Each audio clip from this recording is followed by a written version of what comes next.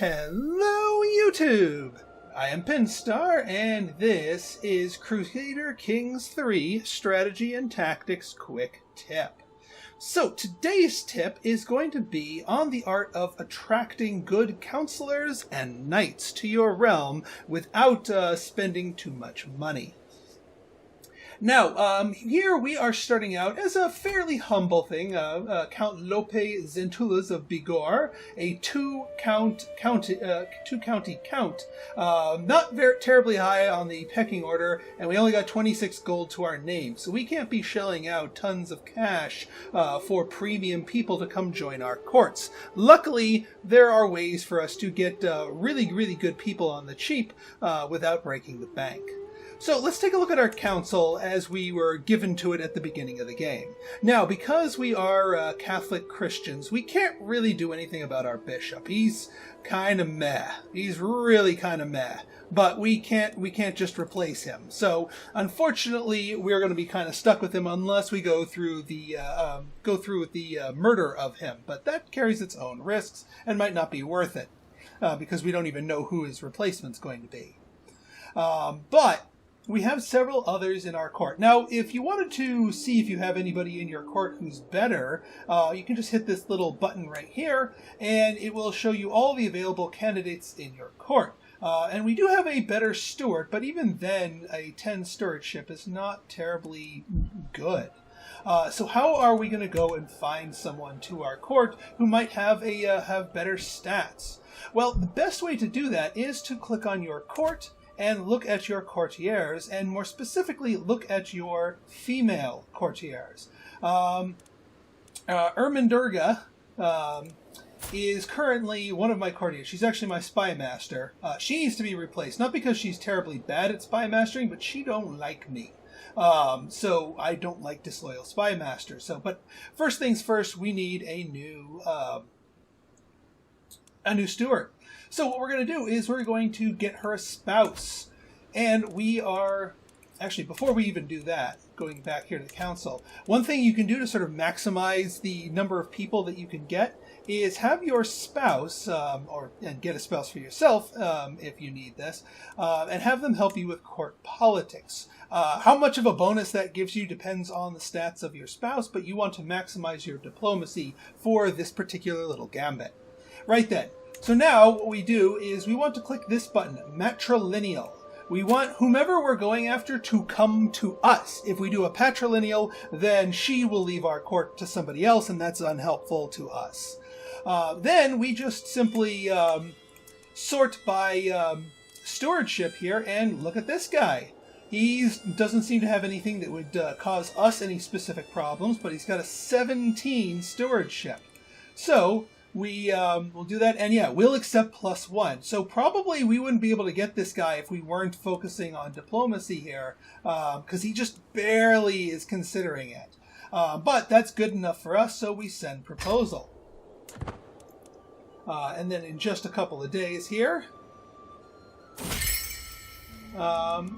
yes, he comes to us. Also, my character starts out having just been married. We'll take the money. Money's very good in the early game. But now when we click this, we have a new option here because he has come to our court, and now we have a real steward. Now, here for our spy master. Other little tip here is that your, at least for, the Catholic Christian, your spy master and your court physician can be female. Everyone else has to be male, but they can be female. So what you can do is check your male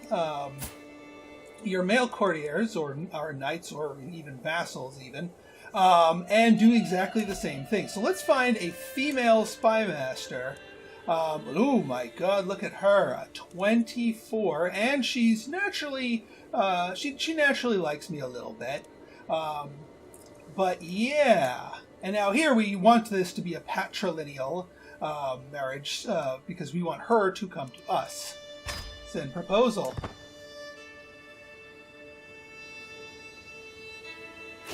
There we go. And now we go to our court, and we replace our -45 distrustful 13 skill spy master with a -5. we can always work on her, and part of that's just the short rain penalty, which will go away on its own. Now, there's a couple other things to consider. Using this technique for it. Not just council positions, but new to Crusader Kings 3 are knights. These are your nobles in your court who will come fight with you on the battlefield. And their prowess will lend significant amounts of battlefield presence to your armies, especially if you stack the deck with some really high prowess knights. Right now, our bunch of knights here, not so good. So let's fix that. Let's find ourselves a good knight. Just like we did with before, we're going to find one of our female courtiers. Usually they have to be of fertile age in order for this to work. Otherwise, people won't come for them. Matrilineal. Now, here's the trick here. Well, I am sorting by martial here. The martial skill does not necessarily guarantee a high prowess or vice versa. You can have a high prowess and low martial, or low martial and high prowess. And unfortunately, it does not show us what their prowess is right here.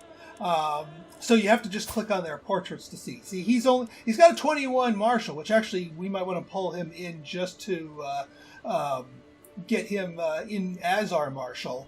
But he's only got a 6 prowess. So let's find a better knight. We'll circle back to him. No. Back. We'll circle back to him. 3. Yeah, unfortunately, the only quick way that I've found anyway to do this is to go through. You're usually looking for someone in the double digits of prowess, like here. So this guy's pretty decent and double digits of prowess. So we'll take him. Send proposal. And now automatically, your highest prowess people will join the ranks of your knights. You can only have so many ranks, so many knights, depending on a variety of factors, including your skills, your title size, and other developments. But here we can host 5 knights, so our 5 best knights are there, and now our 10 prowess knight joins the ranks and pushes out one of our lesser knights. Ideally, you'd want to try and get everybody in your knights to be double digits or higher, as that can be a significant presence on the battlefield. The other way to get knights into your realm, people with high prowess, is through the decisions. There is now a decision called Invite Knights, which will cost you 150 of your prestige, and can only be done once every 10 years. But once you do that, over the next couple of months, you will have a number of knights come to your realm. Now, here's the problem, though. Once they come to your realm, they come to your realm as guests, not as they don't just instantly join you. So in order to actually employ them as a knight, you need to recruit to court. Now, depending on their skills, this may be nice and cheap. I would definitely pay the 10 to bring Gomez, a prowess 12 knight, to my realm. However, higher prowess knights, which very well may come, will demand higher and higher payments to the point where you might not be able to afford it that easily. So in that case, you may want to do the marriage gambit to get them into your court for free. Also on the note of physician, you can also search for a physician, but bringing them to the court costs you money, and then employing them also costs you money. It is much cheaper and much easier to do a marriage search for a physician. Now, one thing to note, and I've observed this here, let's find one of our male unmarried courtiers. Benesit's fine.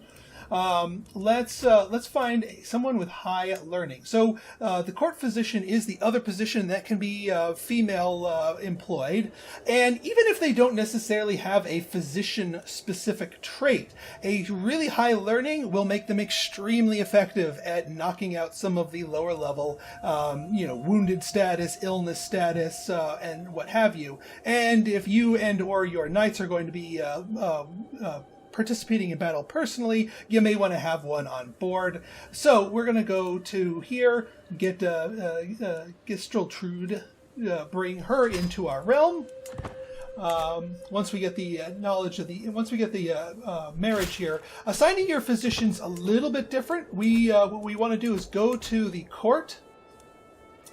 Go to our new member of our court, right-click her, vassalage in court, appoint as court physician. Now, it will still cost you 10 just to appoint them as the physician, but that is a heck of a lot cheaper than going through the find a physician dialogue. And now we have a 17 learning physician at our court, and as she cures more illnesses and injuries, she will naturally get some of the physician perks to her name. So she'll grow herself into a proper physician over time, but still be effective enough to be worth the physician slot earlier on. Okay, so I hope this helps you stack your council. Now, as you grow larger and as you get vassals, who you put on the council may be more of a political decision rather than pure stats, as you will have some powerful vassals who expect to be on the council even if their skills suck. So you need to weigh the benefits and drawbacks of putting them on the council versus putting somebody competent.